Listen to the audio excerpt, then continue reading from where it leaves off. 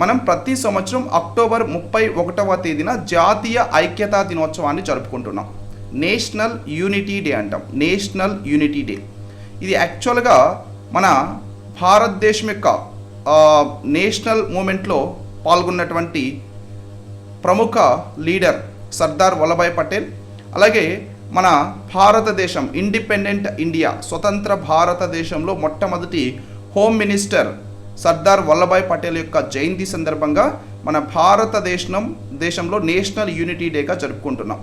So national unity day యాక్చువల్గా ఈయన యొక్క జయంతి సందర్భంగా ఈ విధంగా ఐక్యతా దినోత్సవాన్ని ఎందుకు జరుపుకుంటామంటే, మన భారతదేశానికి స్వాతంత్రం ఇచ్చే ముందుగా బ్రిటిష్ వారు ఏం చేశారంటే భారతదేశాన్ని 2 ముక్కలుగా చేశారు. సో అటు పాకిస్తాన్ అని చెప్పేసి ఒక దేశం, అలాగే భారతదేశం మన దేశం. అయితే మన భారతదేశంలో ఆ టైంలో చాలా రాజ్యాలు ఉన్నాయి.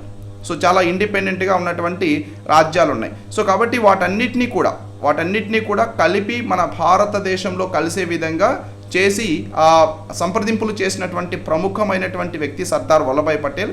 సో ఆ యూనిటీ, భారతదేశంలో ఆ యూనిటీ తీసుకురావడంలో చాలా కీలకమైనటువంటి పాత్ర పోషించినటువంటి వాడు. కాబట్టి ఇతని యొక్క జయంతి సందర్భంగా నేషనల్ యూనిటీ డేగా మన భారతదేశంలో జరుపుకుంటున్నాం.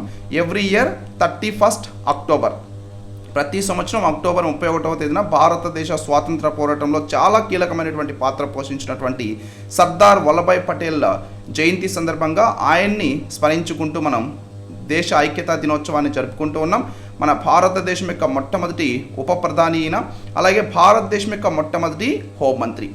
జాతీయ ఐక్యతా దినోత్సవం అనేటువంటిది మన భారతదేశంలో యాక్చువల్గా ఈ రాచరిక రాష్ట్రాలు ఏవైతే ఉన్నాయో, రాచరిక రాజ్యాలు ఏవైతే ఉన్నాయో, సో వాటన్నిటినీ కూడా కలిపి ఈ విధంగా ఒకే వేదిక మీదకి తీసుకురావడంలో కీలకమైనటువంటి పాత్రని పోషించినటువంటి వాడు. తన యొక్క అసాధారణ నాయకత్వానికి, అలాగే జాతీయ సమైక్యతకి లొంగని నిబద్ధతకి ప్రసిద్ధి చెందినటువంటి సర్దార్ వల్లభాయ్ పటేల్ మన భారతదేశం యొక్క ఉక్కు మనిషిగా కూడా ఈయన్ని పిలుస్తారండి. Iron man of India. So iron man of India అని ఎవరిని పిలుస్తామంటారు? ఐరన్ మ్యాన్ ఆఫ్ ఇండియాగా పిలిచేది సర్దార్ వల్లభాయ్ పటేల్ని. భారతదేశం యొక్క ఉక్కు మనిషి అని ఎవరిని పిలుస్తామంటారు? సర్దార్ వల్లభాయ్ పటేల్. సో ఈయనకి సంబంధించి మన భారతదేశంలోని గుజరాత్లో యూనిటీ విగ్రహాన్ని కూడా ఏర్పాటు చేయడం జరిగింది, అవునా? సో ఈ యూనిటీ విగ్రహం ఏదైతే అక్కడ ఏర్పాటు చేశారో, సో ఇక్కడ మన భారతదేశం యొక్క ప్రధాని నరేంద్ర మోడీ ఈ ఐక్యతా దినోత్సవంలో పార్టిసిపేట్ చేయడం జరిగింది. మన భారతదేశం యొక్క ప్రధాని నరేంద్ర మోడీ ఐక్యతా దినోత్సవంలో పార్టిసిపేట్ చేసి ఈయన ఇచ్చినటువంటి స్పీచ్లో కొన్ని ముఖ్యమైనటువంటి అంశాలు ఉన్నాయి. That is also very very important అండి. ఓకే, సో ఇక్కడ ఏదైతే ఈ ఐక్యతా విగ్రహం ఉందో ఇది ఆల్రెడీ తెలుసు మనకి. యాక్చువల్గా మన భారతదేశంలోనే కాకుండా ప్రపంచంలోనే అత్యంత ఎత్తైనటువంటి విగ్రహంగా కూడా దీన్ని మనం చెప్తాం. సో బట్ ఇక్కడ భారతదేశం యొక్క ప్రధాని నరేంద్ర మోడీ పార్టిసిపేట్ చేసినప్పుడు ఈయన 2 అంశాల మీద ఇక్కడ ప్రసంగం చేశారండి. సో ఒకటి వచ్చేసి uniform civil code. Uniform civil code చాలా చాలా ఇంపార్టెంట్. యూనిఫామ్ సివిల్ కోడ్ అనేటువంటిది సో జాతీయ ఉమ్మడి పౌరస్మృతి అంటారు. ఉమ్మడి పౌరస్మృతి, యూనిఫామ్ సివిల్ కోడ్. సో దీని గురించి, అలాగే జమిలీ ఎలక్షన్స్ ఏవైతే ఉన్నాయో, జమిలీ ఎన్నికలు, ఈ జమిలీ ఎన్నికల గురించి కూడా ఈయన ప్రసంగించడం జరిగింది. సో అంటే మన భారతదేశంలో యాక్చువల్గా 1 నేషన్ 1 ఎలక్షన్ అనేటువంటి నినాదాన్ని తీసుకొచ్చున్నాం. ఇప్పుడు ప్రజెంట్ ఎలా జరుగుతున్నాయి మన భారతదేశంలో ఎలక్షన్స్? లోక్సభ ఎలక్షన్స్ కొన్ని స్టేట్స్కి ఒకసారి జరుగుతున్నాయి. అలాగే లెజిస్లేటివ్ అసెంబ్లీ ఎలక్షన్స్ వచ్చేసరికి కొన్ని స్టేట్స్కి ఒకసారి ఈ విధంగా ఆల్మోస్ట్ మనం ఒక 5 years టైం తీసుకుని 5 yearsలో ఎవ్రీ ఇయర్ ఆల్మోస్ట్ జరుగుతూనే ఉన్నాయి ఎలక్షన్స్. అలా కాకుండా ఈ జమిలీ ఎలక్షన్స్ అనేటువంటివి ఏంటంటే లోక్సభకి అలాగే రాష్ట్రాల్లో ఉన్నటువంటి శాసనసభలకి రెండింటికి కలిపి ఒకేసారి ఎలక్షన్స్ నిర్వహించాలి అనేటువంటి ఉద్దేశంతో ఈ జమిలీ ఎన్నికలు అనేటువంటిది ఆల్రెడీ ప్రస్తుతం ఉన్నటువంటి కేంద్ర ప్రభుత్వం ప్రపోజల్ పెట్టిందండి. ఈ ప్రపోజల్ అనేటువంటిది ఇది తీసుకొచ్చింది, జమిలీ ఎన్నికలు అనేటువంటి. సో అయితే వచ్చే శీతాకాల సమావేశాల్లో జమిలీ ఎన్నికలకి సంబంధించిన బిల్లుని కూడా లోక్సభలో, పార్లమెంట్లో ప్రవేశపెట్టనున్నట్టుగా మన భారతదేశం యొక్క ప్రధాని నరేంద్ర మోడీ రీసెంట్గా ఈ అక్టోబర్ 31వ తేదీన జరిగినటువంటి జాతీయ ఐక్యతా దినోత్సవ వేడుకలు ఏవైతున్నాయో ఈ వేడుకల్లో ఈయన పార్టిసిపేట్ చేసి చెప్పడం జరిగింది. అలాగే యూనిఫామ్ సివిల్ కోడ్, సో జాతీయ ఉమ్మడి పౌరస్మృతి అంటారు. అయితే దీని గురించి మనం డిస్కస్ చేసే ముందు దీనికి రిలేటెడ్ ఒక క్వశ్చన్ అయితే నేను ఇక్కడ ఇచ్చాను. So please try to answer. This is very very important question అండి. క్వశ్చన్ నేను చదువుతాను, తెలుగు అండ్ ఇంగ్లీష్ బోత్ లాంగ్వేజ్లో నేను ఇక్కడ ఇచ్చాను, అండ్ ఎక్స్ప్లెనేషన్ కూడా మనం చూద్దాం. Consider the following statements about uniform civil code. ఉమ్మడి పౌర స్మృతికి సంబంధించి కింది వాక్యాలని పరిశీలించండి అంటున్నారు. ఫస్ట్ స్టేట్మెంట్ వచ్చేసరికి the uniform civil code refers to a single set of laws governing personal matters such as marriage, divorce, adoption, inheritance and succession of for all citizens of India. జాతీయ పౌరస్మృతి అనేటువంటిది, ఉమ్మడి పౌరస్మృతి అనేటువంటిది భారతదేశంలోని పౌరులందరికీ వివాహం, విడాకులు, దత్తత, వారసత్వం ఇలాంటి వ్యక్తిగత విషయాల్ని నియంత్రించేటువంటి ఒకే చట్టాల సమితిని సూచిస్తుంది అంటున్నారు. Second statement the concept of uniform civil code is mentioned in article 44 of the Indian constitution as a directive principles of state policy అన్నారు.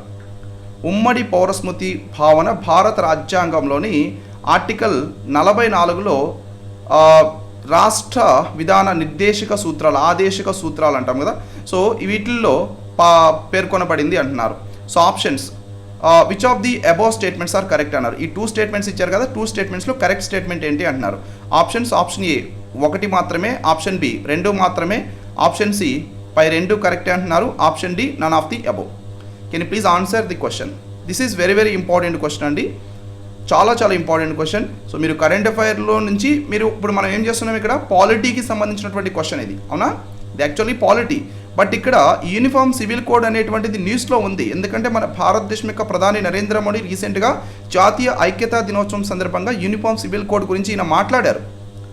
యూనిఫామ్ సివిల్ కోడ్ కూడా మన భారతదేశంలో తీసుకురావాలని చెప్పేసి వాళ్ళు దానికి సంబంధించినటువంటి వాటిని కూడా సన్నద్ధం చేస్తున్నారు. కాబట్టి యూనిఫామ్ సివిల్ కోడ్కి సంబంధించినటువంటి క్వశ్చన్ కూడా మనకి నెక్స్ట్ అప్కమింగ్ ఎగ్జామ్స్లో అడిగేదానికి ఎక్కువ ఛాన్సెస్ ఉన్నాయి. బికాజ్ మనకి న్యూస్లో ఉన్నటువంటి వాటిని ఎక్కువగా మీకు ఈ ఎగ్జామ్స్లో కూడా ఫోకస్ చేసి అడిగేదానికి అవకాశం ఉంటుంది. Can you please answer guys? What is the answer?